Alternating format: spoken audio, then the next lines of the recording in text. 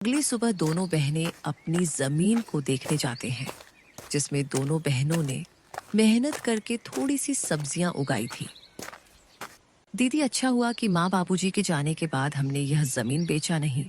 अभी देखो, हमने मेहनत करके कितनी सारी सब्जियां उगाई है। अब हम किसी व्यापारी को यह बेच के थोड़े पैसे कमा सकते हैं। हाँ, तू ठीक बोल रही है। इसे बेच के कुछ दिन का तो गुजारा हो जाएगा, लेकिन लेकिन क्या दीदी, इसे बेच के हम कुछ दिन ही गुजारा कर पाएंगे। उसके बाद क्या? अरे आप मायूस मत हो दीदी, मुझे सिलाई बुनाई का काम आता है। मैं वो करके घर खर्चे निकालूंगी। आप बस घर संभालना। कोई जरूरत नहीं तुझे ये सब करने की। तू क्या मुझे बेकार समझती है? तू घर पर ही रहना।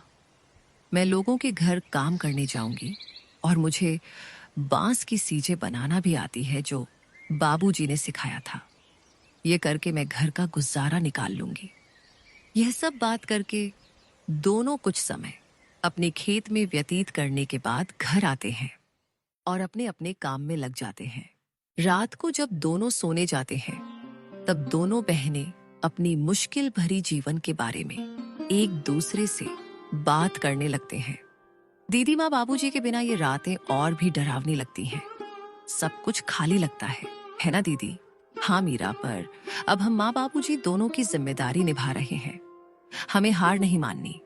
ये जमीन, ये घर, सब कुछ उनका दिया हुआ है।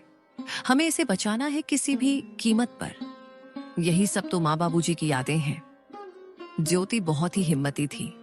वह तो किसी से मदद भी नहीं लेना चाहती, लेकिन उसे अपनी बहन को लेकर बहुत चिंता होती थी।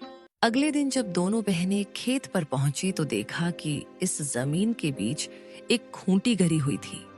दीदी, ये जमीन के बीचों बीच खूंटी कौन गाड़ गया? ये तो कल यहाँ नहीं थी, और ना ही हमने इसे गाड़ी है। जरूर इसे कोई यहाँ गाड़ गया है। ये जरूर हमारे चाचा चाची का काम होगा।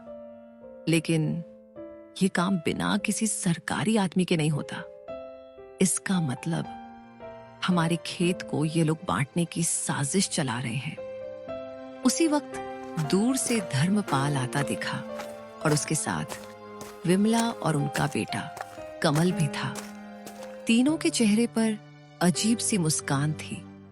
अरे बेटियों, घबरा क्यों रही हो? हम तो बस मदद करना चाहते हैं। तुम्हारे माँ बाप के जाने के बाद जमीन की देखभाल जरूरी है। तुमसे अकेले तो होगा नहीं। चाचा जी, आपकी मदद की जरूरत नहीं है हमें। यह जमीन हमारी माँ बाबूजी की निशानी है। इसे किसी के हवाले नहीं करेंगे। अरे बच्चियों, ऐसे कैसे नहीं दोगे? ये जमीन तो तुम्हारी और हमारी है। कमल के दादाजी ने अपने दोनों बेटों को बराबर हिस्सा करके दिया था, लेकिन शायद तुम्हारे पिता अपने आखिरी दिनों में तुमसे यह बात बोलना भूल गए। इतने साल तो हम साथ ही खाए पिए हैं। हम तो तुम्हारे भलाई ही चाहते हैं। अब ये दुश्मनी क्यों? दुश्मनी तब शुरू हुई चाची, जब आपने हमें अकेले समझकर हमारी जमीन पर नजर डाली। और चाची, दुश्मनी तो आप लोग हम दोनों से निकाल रही हो। अरे मीरा, इतनी गरज क्यों रही हो? छोटी हो छोटी बनकर रहो। ऐसे बड़ों के बीच मत बोल समझी। अरे जाओ, कैसे बड़े लोग जिनकी सोच छोटी होती है, वे उम्र में बड़े होकर भी सम्मान के हकदार नहीं होते।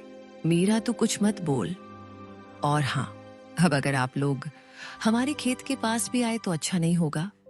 हम कमजोर दिखते हैं, पर डरते नहीं। धर्मपाल ने सब कुछ चुप कराकर कहा। ठीक है बेटियों, हम कुछ नहीं कहेंगे, लेकिन कानून अपना काम करेगा। जब जमीन के सरकारी कागजात आएंगे तो देख लेना।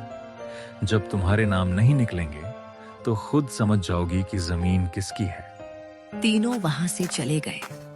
ज्योति और मीरा कुछ देर तक खामोश खड़ी रही। दीदी, क्या वो सच में कागज बदलवा सकते हैं? कुछ भी कर सकते हैं मीरा। लालच में आदमी अंधा हो जाता है। हमें किसी पर भरोसे नहीं करना चाहिए। अब हमें बहुत संभाल के रहना पड़ेगा।